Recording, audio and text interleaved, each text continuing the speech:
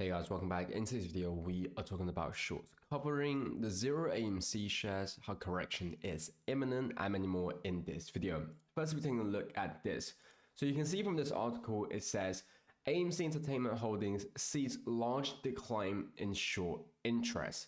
So firstly, multiple different understandings we can get from this.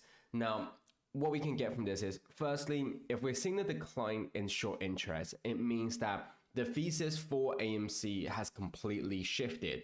It shifted from a view of AMC doing bad, it's going to be bankrupt, so we should short, to now where they understand the fundamentals of AMC and therefore they no longer think it's a viable short, and therefore they are seeing the shorts being covered and therefore people should buy more AMC.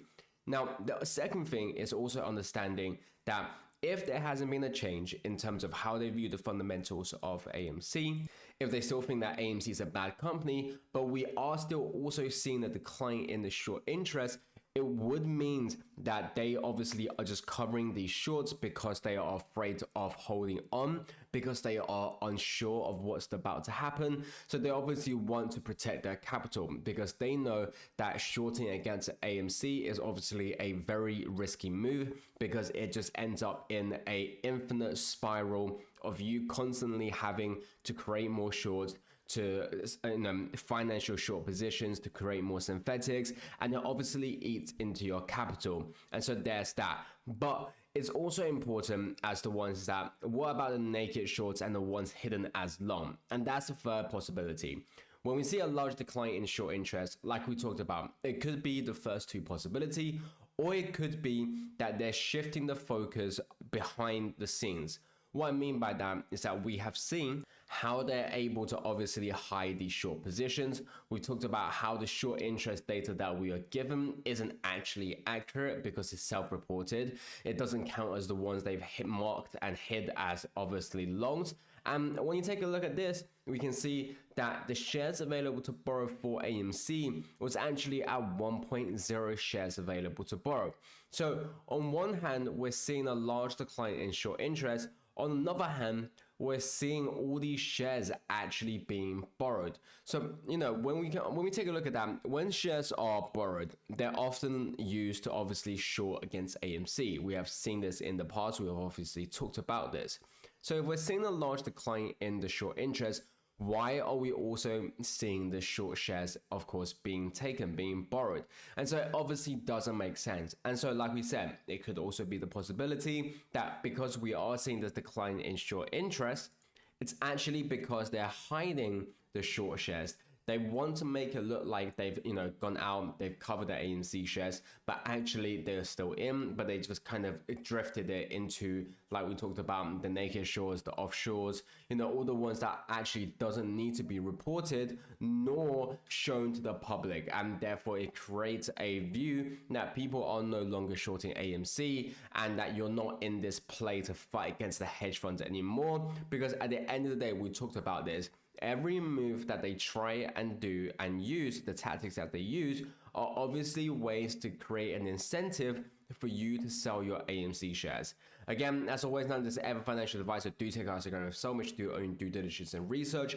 But it has been my opinion for the longest time ever that I think every time when something happens, whilst there will obviously be, just bad decisions that's being made or bad, fundamentals that's happening, but I do think a lot of the times what we see in the media is obviously things that are used to create an incentive for people to sell their AMC shares, because shorts are actually in need of AMC shares, and so that's why they want to do this.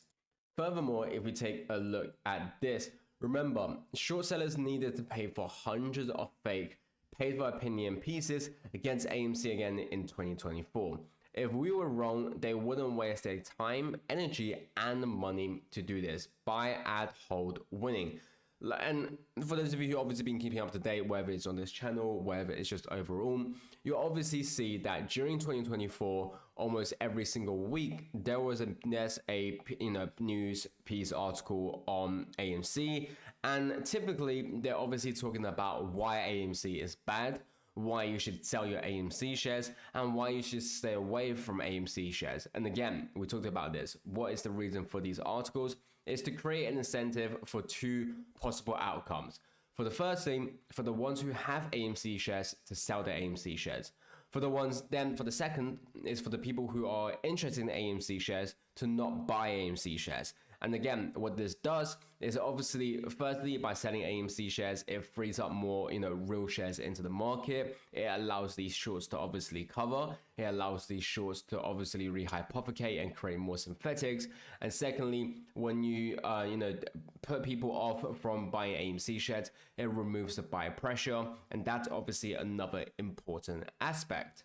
But at the end of the day, I think it's very understandable here in terms of why would they do this if we were wrong? Why would they care about AMC? Why would they create so many articles on AMC if they have already covered, if they're not trapped in the positions that can lose them tens, hundreds, if not trillions of dollars, and this is what we've talked about. And so that's why we are obviously seeing these articles. And furthermore, when you take a look at, what the Fed is predicting, holy cow, the Federal Reserve just telegraphed a major market correction is imminent. Why would 20,000 plus market participants, including hedge funds, need stabilizing all at the same time?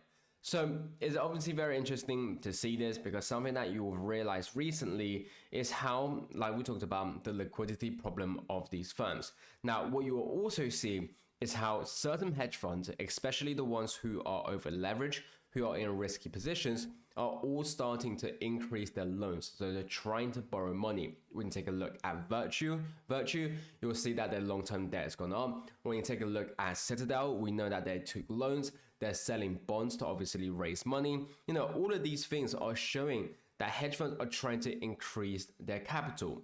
The important thing here is also what we highlighted with Citadel, is that Citadel already made billions of dollars, yet they needed to raise money to pay their investors because they wanted to keep the cash for their existing positions.